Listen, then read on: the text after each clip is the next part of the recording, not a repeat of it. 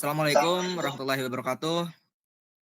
Waalaikumsalam Pada warahmatullahi wabarakatuh. kesempatan kali ini dalam rangka memenuhi tugas besar mata kuliah Mekanika Fluida dengan dosen pengampu Bapak Komarudin STMT, kami dalam hal ini akan memenuhi tugas besar yang dimaksud dengan judul analisis water hammer pada sistem instalasi air bersih gedung bertingkat gitu.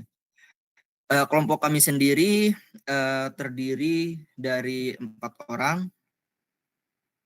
Sebentar. Yang pertama ada Muhalis Sidik dengan saya sendiri. Lalu berikutnya ada Muhammad Fajri Setiawan. Selanjutnya juga ada Bayu Kristiawan Raharjo. Lalu juga ada yang terakhir Bayu Setiawan. Kami masuk dalam kelompok B, tugas besar mata kuliah Mekanika Fluida yang diampu oleh dosen Bapak Komarudin STMT. Mungkin langsung saja dengan apa yang mau kita bahas pada kesempatan kali ini, yakni analisis water hammer pada sistem instalasi air bersih gedung bertingkat gitu ya. Mungkin saya langsung saja lempar ke teman saya Bayu Kristiawan Raharjo untuk memulai penjelasan materinya. Baik, terima kasih untuk waktunya. Baik, perubahan pola pembangunan semakin jelas terlihat pada masa kini. Pola pembangunan tradisional, yaitu pembangunan horizontal, perlahan-lahan mulai tergantikan oleh pembangunan vertikal berupa gedung-gedung bertingkat. Pergeseran ini terjadi karena keterbatasan lahan yang tersedia untuk kawasan pemukiman yang ada di kota-kota besar, terutama sebagai contoh ya seperti Jakarta. Oleh karena itu, solusi diperlukan untuk menyediakan wilayah pemukiman dan perkantoran tanpa memerlukan lahan yang luas. Salah satunya adalah melakukan pembangunan bertingkat. Dalam pembangunan gedung bertingkat, diperlukan perancangan yang matang dan perancangan yang matang dari berbagai aspek. Selain perancangan sistem elektrikal dan desain arsitektur, perencanaan sistem mekanikal gedung juga sangat penting. Sistem mekanikal meliputi sistem ventilasi mekanis, sistem proteksi kebakaran, serta sistem perpipaan air bersih. Sehingga penghuni dapat merasa nyaman saat berada di dalam gedung. Sistem instalasi air bersih berfungsi untuk mendistribusikan air bersih ke berbagai titik.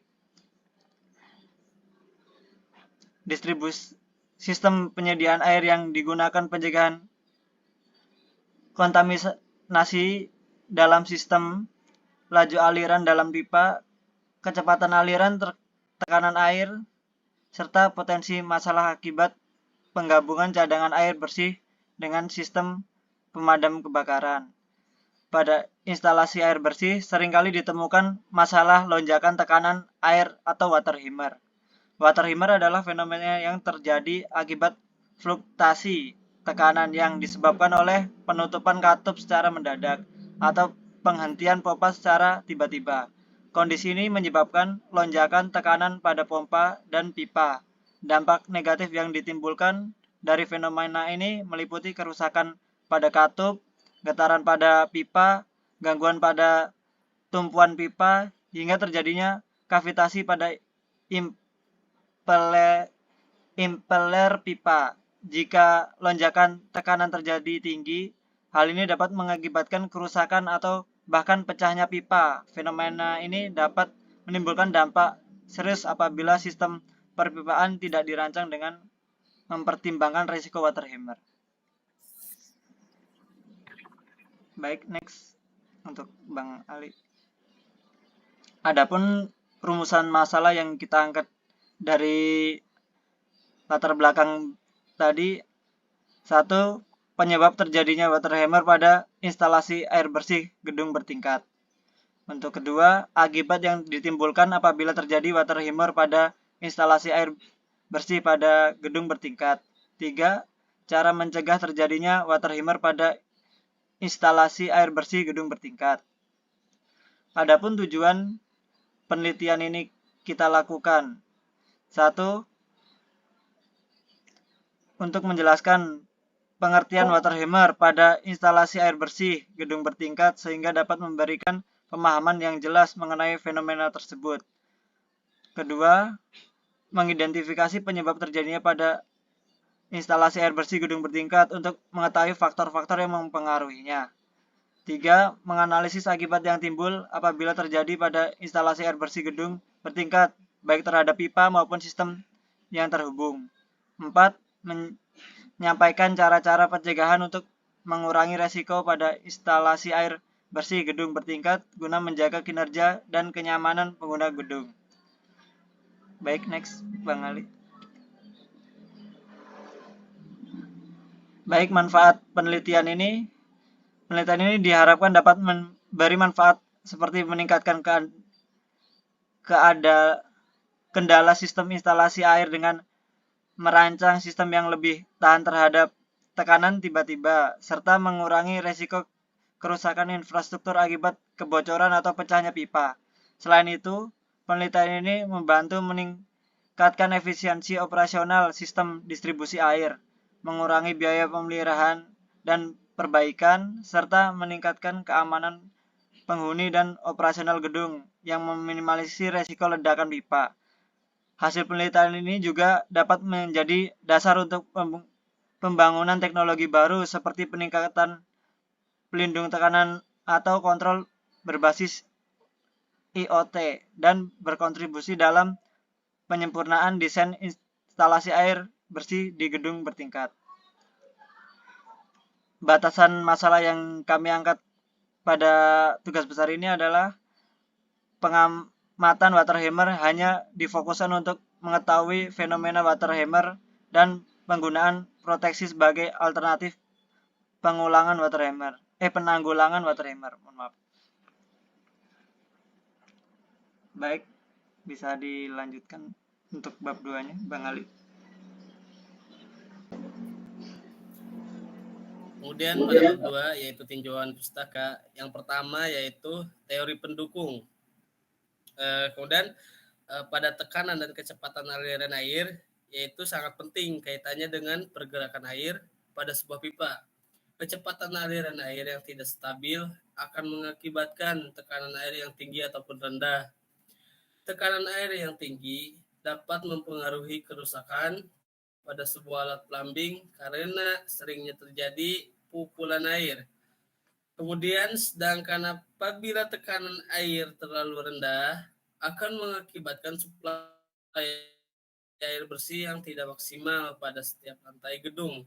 Kemudian yang kedua yaitu penentuan kebutuhan air bersih.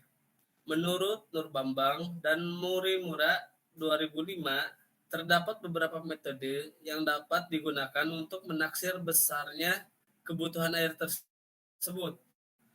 Di antaranya yaitu metode berdasarkan jenis dan jumlah alat plumbing. Kemudian yang kedua yaitu metode berdasarkan jumlah pemakai. Yang ketiga yaitu metode berdasarkan unit beban alat plumbing. Yang keempat, metode berdasarkan luas lantai. Kemudian, pada perancangan ini digunakan pemakaian air bersih rata-rata sehari per orang berdasarkan gedungnya. Dalam hal ini yaitu sebagai objek yang kita teliti hotel bintang 3 yaitu sebesar 250 liter per orang per hari dengan jangka waktu pemakaian air rata-rata dalam sehari yaitu 10 jam. Kemudian yang ketiga yaitu metode karakteristik water hammer. Fenomena water hammer terjadi ketika aliran dihentikan secara mendadak dan dirubah menjadi tekanan. Tekanan yang terjadi secara berkala dapat mengakibatkan kerusakan pada sebuah pipa. Metode karakteristik digunakan untuk menentukan hubungan antara langkah waktu dan langkah jarak.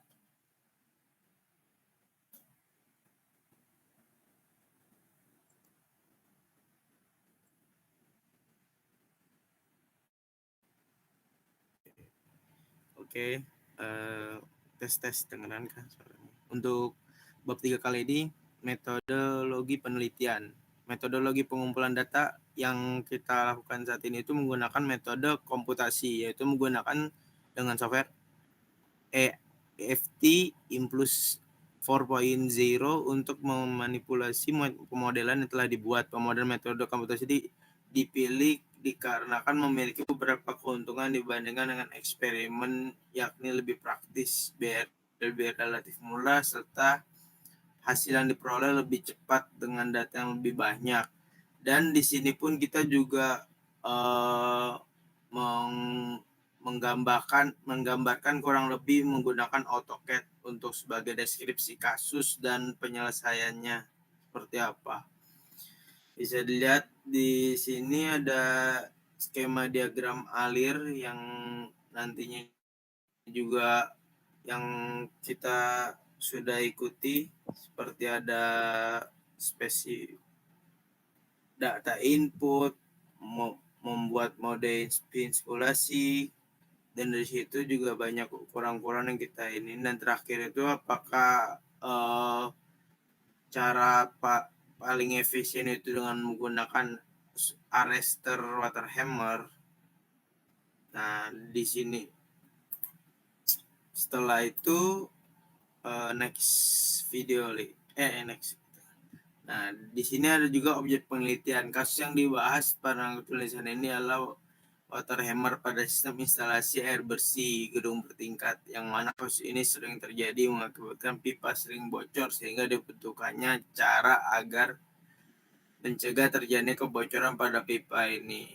Alasan kita memilih objek penelitian ini karena khususnya anak teknik mesin, mungkin sebagian dari kita ada yang kurang paham, terutama bagi saya sendiri itu waterhammer itu seperti apa, dan beruntungan juga untuk kami berempat, kita masih bisa lebih mempelajari lebih dalam lagi bagaimana waterhammer itu, dan secara ini sering terjadi di kehidupan sehari-hari.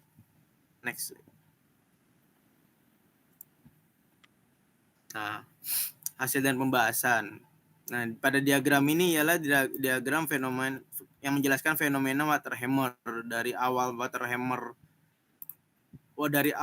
air bergerak secara konstan, tiba-tiba pipa ditutup sampai terjadinya benturan keras dan arus balikan dari air. Lebih jelasnya itu nanti ada di slide selanjutnya.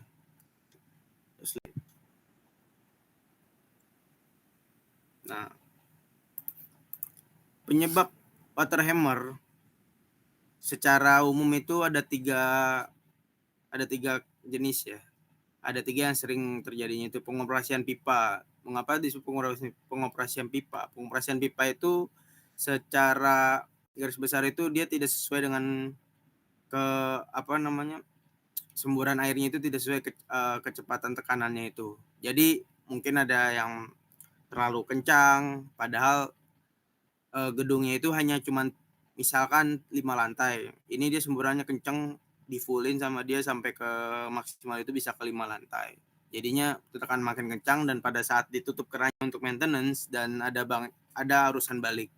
Terus kedua itu kegagalan pompa beroperasi. Kegagalan pompa beroperasi itu biasanya itu dia itu pompanya itu ada kegagalan internal itu. Jadi setiap pompa itu kan dalamnya ada komponen. Mungkin ada komponen itu yang rusak. Jadi itu bisa salah satu menjadi penyebab waterhammer juga. Terus penutup dan pembuka valve. Nah, ini yang kita bahas tadi. Pembuka valve itu sebenarnya itu ini ginan utama ya. Penyebab utamanya? Karena penutupnya itu secara tiba-tiba gitu.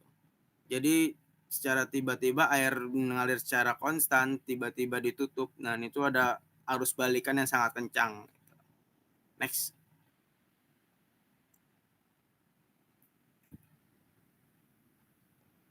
Pencegahan waterhammer. Berikut ini adalah beberapa alat yang digunakan untuk pencegahan waterhammer. Dari beberapa alat ini mungkin sering kita lihat juga di all hapus dulu gitu nih. Coret-coretan dulu. Undo all. Nah, ya. seperti check valve, relief valve, vacuum breaker valve, VSD, surge vessel, gas akumulator, flywheel, water hammer arrestor. Next. Nah, perbandingan kajian terdahulu. Kita memang banyak referensi di kita yang ada bisa dilihat di Word atau PDF kita nanti, itu banyak di daftar pustaka yang kita ambil. Salah satunya itu dari Prasetya Ahadi 2016. Dia melakukan sebuah penelitian mengenai evaluasi unjuk kerja sistem proteksi water hammer pada sistem perpipaan di pengolahan air minum Karang Pilar 2.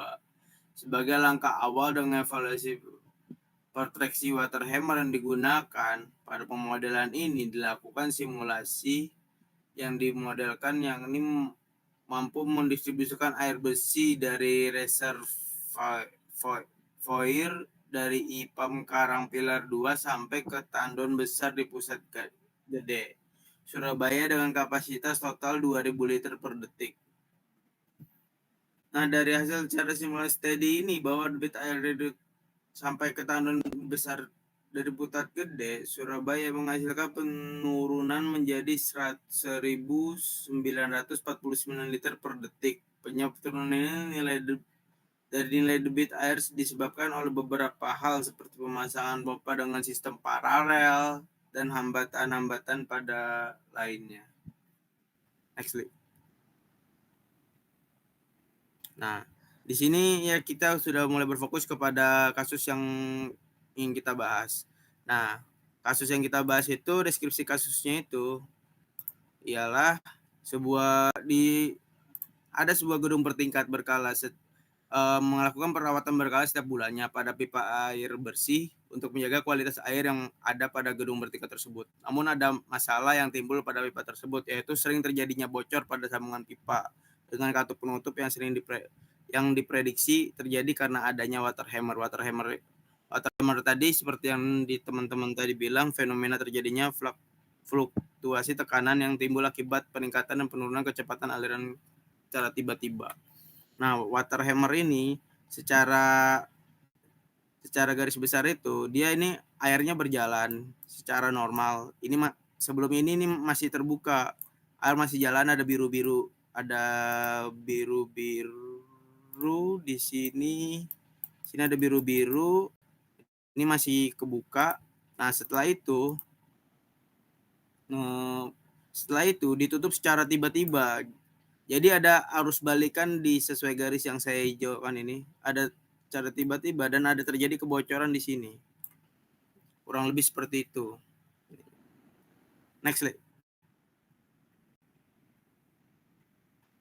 Nah, dari deskripsi kasus di atas antara beberapa cara untuk mengatasi caranya itu ialah pada saat perawatan berkala di gedung bertingkat, salah satu cara yang lebih simpelnya itu ialah menutup katup tidak langsung full gitu, secara perlahan itu. Sementara seperempat dulu atau setengahnya baru langsung fullnya. Tidak boleh langsung secara spontan itu langsung full gitu.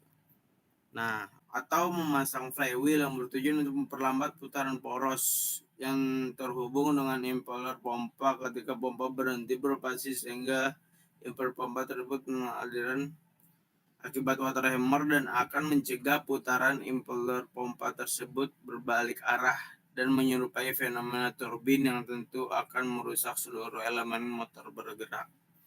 Nah, setelah itu ketiga itu memasang water hammer arrestor. Nah, di sini kita sudah mendeskripsikan dengan berupa gambar dengan AutoCAD ya, seperti yang ada pemasangan aliran air bersih dengan adanya dipasangnya water hammer arrestor.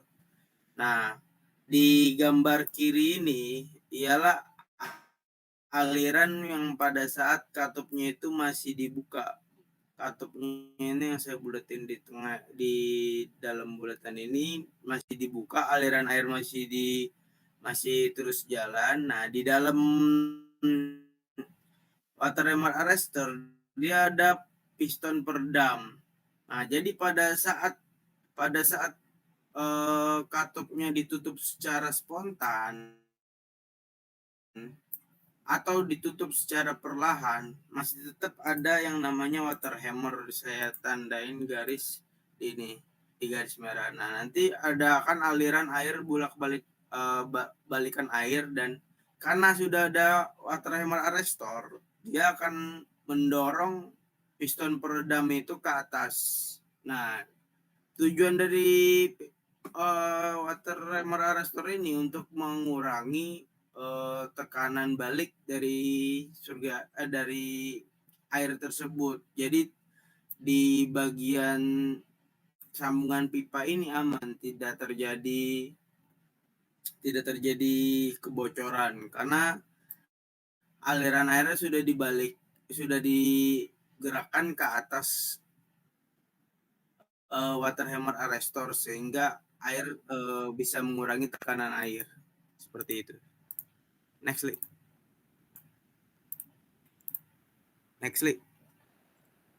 Oke. Oke ya, kurang lebih begitu ya yang dijelasin teman-teman semua. Jadi di sini masuk ke simpulan ya. Jadi kalau berbicara dari awal sampai akhir gitu, apa namanya, fenomena water hammer ini sangat menarik gitu ya kalau kita bahas secara lebih komprehensif. Tapi lagi-lagi di sini kita berfokus kepada apa namanya, sistem pipa yang gedung bertingkat gitu ya. Nah, seperti yang dijelaskan tadi, kesimpulannya tuh bahwasanya water hammer ini terjadi gitu ya akibat perubahan mendadak gitu pada sebuah aliran fluida dalam sistem perpipaan gitu. Nah, kayak seperti yang dijelaskan barusan tuh, penutupan valve secara tiba-tiba gitu, ataupun apa namanya, penghentian operasi pompanya gitu. Nah, itu apa namanya, akibatnya kenapa bisa terjadi fenomena ini water hammer gitu yang dimaksud. Nah, ketika perubahan ini tuh menyebabkan gelombang tekanan yang bergerak gitu melalui pipa. Nah, habis itu menghasilkan tekanan tinggi yang dapat menyebabkan kerusakan gitu pada baik itu sambungannya ataupun katupnya atau bahkan pipanya gitu pecah. Nah, gitu. Nah, selain itu juga ada tekanan negatif ya yang menyertai water hammer ini, fenomena ini gitu. Itu juga berpotensi memicu intrusi kontaminan gitu ke dalam sistem distribusi air bersih yang dimaksud gitu. Jadi gitu. Nah, jadi water hammer ini tuh sebenarnya kurang lebih disebabkan oleh seperti yang dijelaskan teman saya tadi itu terdiri dari apa namanya, 3 faktor utama gitu. Nah, yang pertama pengoperasian valve yang tidak terkontrol gitu. Jadi terutama pada penutupan yang dilakukan yang sangat terlalu cepat gitu. Makanya tadi direkomendasikan bahwasanya ketika menutup jangan sampai kita menutup terlalu cepat langsung gitu. Entah itu mau setengah dulu atau semacamnya gitu. Nah, itu yang pertama. Terus yang kedua, pompa itu gagal beroperasional gitu. Maksudnya kegagalan operasional pompa. Nah, ini sering kali nih juga kadang disebabkan oleh apa namanya, pemadaman listrik gitu ya, atau kerusakan teknis segala macam gitu ya. Nah, untuk yang ketiga biasanya tuh ada perubahan kecepatan aliran airnya gitu di dalam pipanya gitu. Jadi yang terjadi, jadi apa namanya, kecepatan aliran air itu terjadi secara tiba-tiba gitu.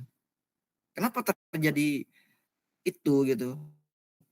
Ya lagi-lagi itu akibat perubahan permintaan airnya gitu. Jadi terdapat gangguan dalam sistem distribusinya ketika aliran tersebut diminta secara bersamaan misalnya di tiap-tiap lantai. Jadi itu otomatis kan akan apa namanya, kecepatan aliran airnya akan berubah secara tiba-tiba gitu. Nah, jadi juga lonjakan tekanan nih, kita berbicara lonjakan tekanan nih, yang ditimbulkan oleh fenomena water hammer ini juga dapat merusak struktur perpipaan. Nah, seperti yang disebutkan tadi, kebocoran pada sambungan dan juga ini mengakibatkan getaran yang berlebih gitu. Nah, dan lagi-lagi pipanya berpotensi pecah. Nah, ada juga nih dampak panjangnya gitu. Cakupannya ketika berbicara jangka panjangnya itu peningkatan biaya perawatan gitu.